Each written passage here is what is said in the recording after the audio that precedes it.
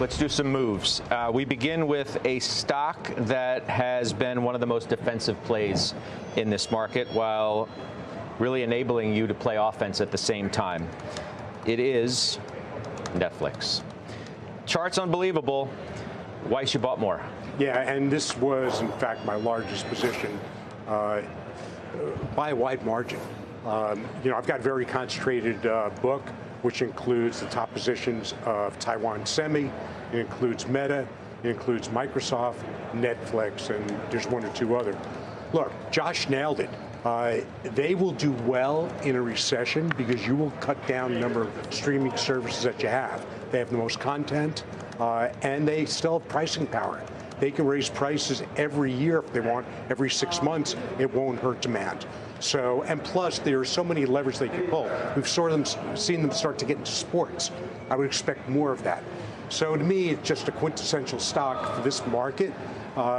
It may get overvalued shortly if this continues, but I'm not going to sell at that point. I did buy some for a trading position to get more exposure to the market. So I would let that go, but the core position, which is sizable, will stay. I mean, even if it's certainly proven to be, well, I mean, we're not obviously in a recession, but the idea being that it's at worst recession resilient because yes. If you don't want to pay the top tier, you just trade down to the ad-supported tier and you pay a little bit less. If you look through, by the way, Disney's streaming numbers, better than most people expected. Warner Brothers streaming numbers, better than most people expected. So again, the story of, wow, this economy is really going to be a disaster.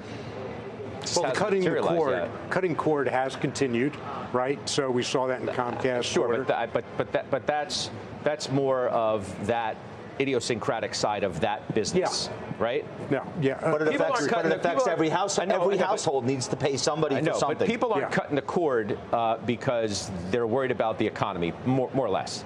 They're cutting the cord because the trends are just what they are. Yeah. And they have been. And everybody knows it at this point. If you cut the cord if you're paying $120 a month and you cut the cord, you'll pay $50 for basic Wi-Fi broadband internet service, and then add Netflix for $16. And that's like good enough, especially if they're showing football, which they are. Yeah. Boxing, like it's to me, and it is Prime member, an economic sports, story. You get other content. It is an economic story, and I think it's defensive enough, which is part of the point I was trying to make. I'm a little distracted. I can't stop thinking about Jalen Brunson. Part of the point I was trying to make is the sports component to it. Sports and Hollywood are two recession-resilient things. The consumer, when they have nothing to do, that's the thing that they lean on, and that's why I think these stocks are trading the way that they are. It's cheap entertainment. The guide on margin expansion, when everybody's worried about margin compression right now, that was just so huge for them coming out of that report. Yep. Clutch last night, yeah? Again? Again. Clutch like Brunson. Bridges with the block at the end, too. Super clutch. All right.